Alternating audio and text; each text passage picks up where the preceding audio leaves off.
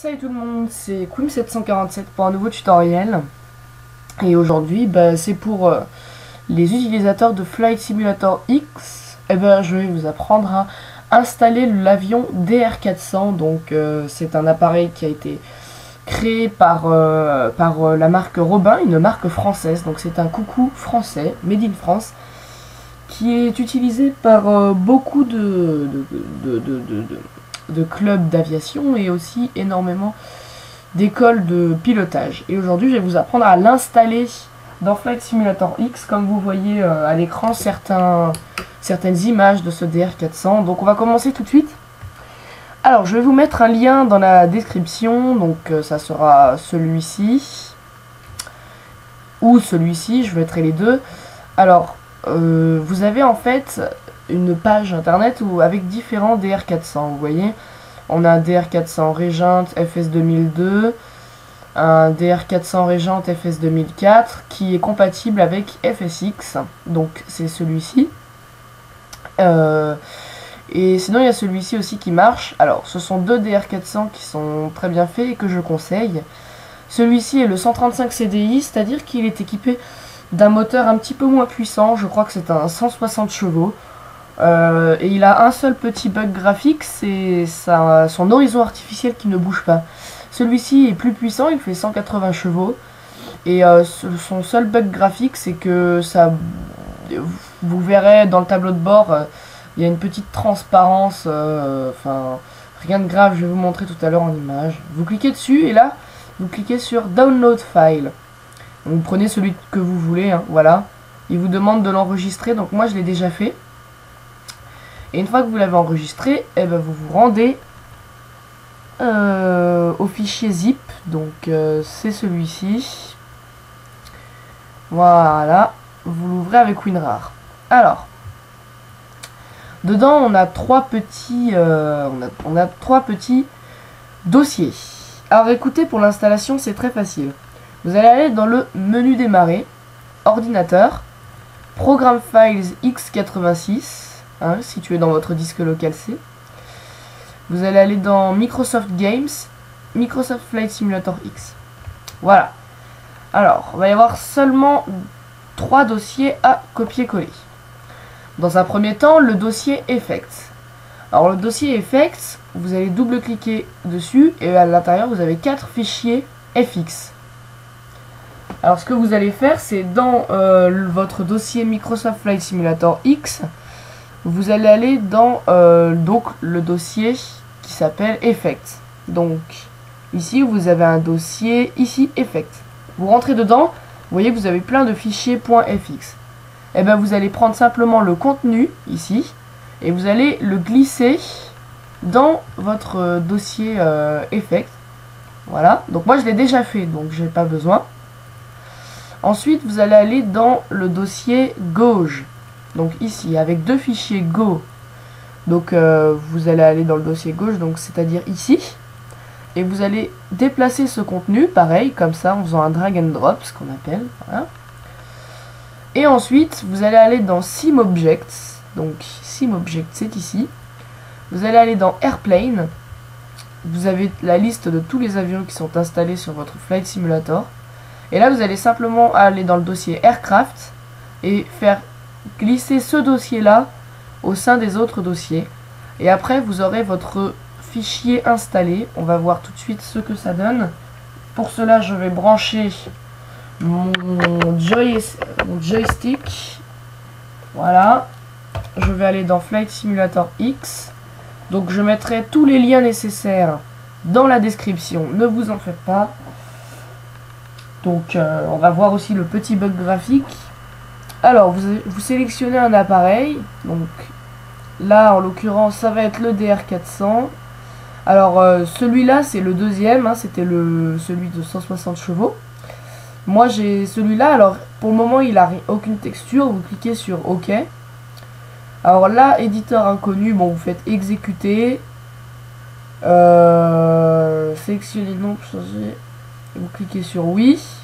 Voilà, vous avez chargé l'avion. Donc vous voyez que c'est bel et bien un DR400 moderne. Alors donc on va se mettre en météo bonne et on va décoller de Chambéry, ça ira très bien. On va faire un petit tour de piste, ça vous fera plaisir je pense. Donc après c'est pareil, hein, il est déjà tout prêt, les touches, tout ça, c'est exactement comme un avion de base. Vous avez juste à charger le graphisme.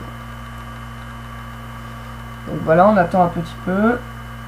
En attendant, si cette vidéo vous plaît, n'hésitez pas à vous abonner à ma chaîne. Ça me fait toujours plaisir. Mettre un petit j'aime sur la vidéo si elle vous a été utile. Et de la partager, car écoutez, j'ai jamais vu un tutoriel pareil. Alors vous voyez qu'on est un petit peu zoomé sur le tableau de bord. Donc vous pouvez appuyer sur la touche espace de votre clavier et reculer avec la molette de votre souris. Vous voyez le zoom en haut à droite, 0,50. Moi je mets 0,40.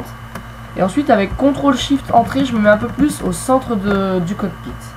Voilà, comme ça on est mieux.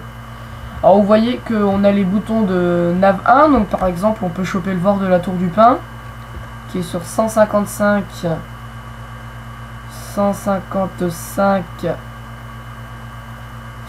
pardon, point 55. Et voilà, vous avez chopé le bord de la tour du Pin ici.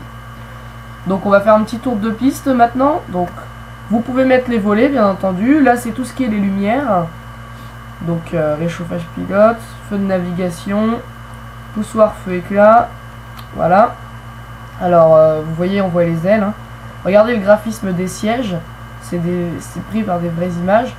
Alors vous pouvez mettre donc un cran de flaps. Alors le bug graphique, vous voyez, c'est justement cette boussole là, juste là. C'est rien de grave. Rien de grave. Mais voilà, c'est juste un peu de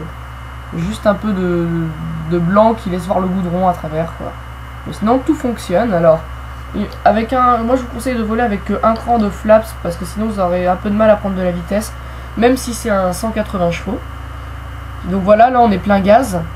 Alors le compteur kilométrique affiche les km/h sur le côté externe et les miles par heure sur le côté interne.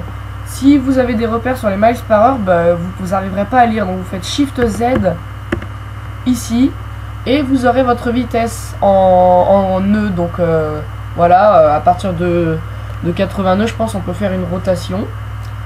Voilà, donc ensuite vous maintenez un volet, mais en maintenant le volet, si vous voulez, l'avion va avoir du mal à prendre de la vitesse quand il est en montée. Donc si vous l'enlevez, il va avoir tendance à replonger vers le bas, mais à reprendre de la vitesse et après vous serez stable à nouveau. Ne vous en faites pas là-dessus. Alors donc on va faire un petit tour de piste et je vais me poser.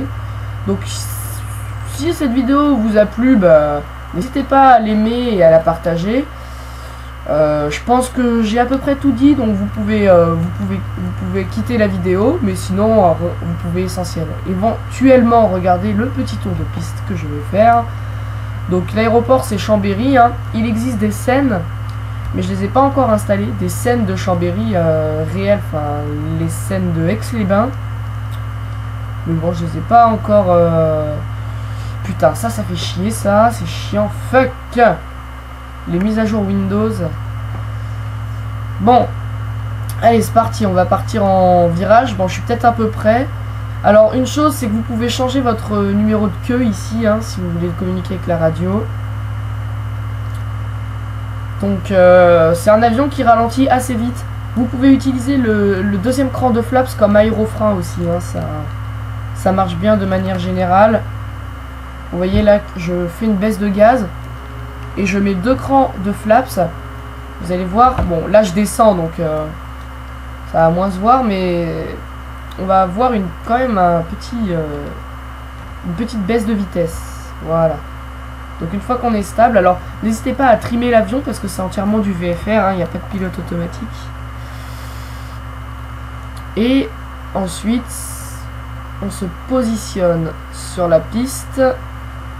Alors je suis un peu de traviole, hein, je vais corriger ça sur la fin. Et qu'il a une mauvaise tendance de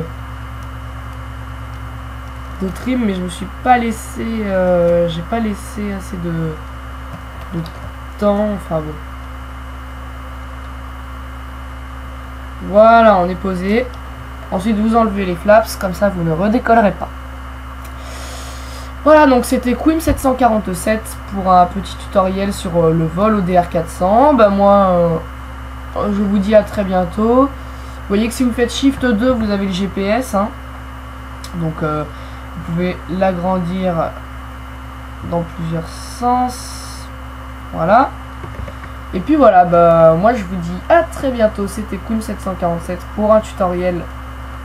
N'hésitez pas à vous abonner à ma chaîne et à partager la vidéo à vos amis qui sont fans de DR400 sur FSX et qui voudraient le trouver. Voilà. Allez, bah salut tout le monde, c'était Quim 747. Ciao, bye bye.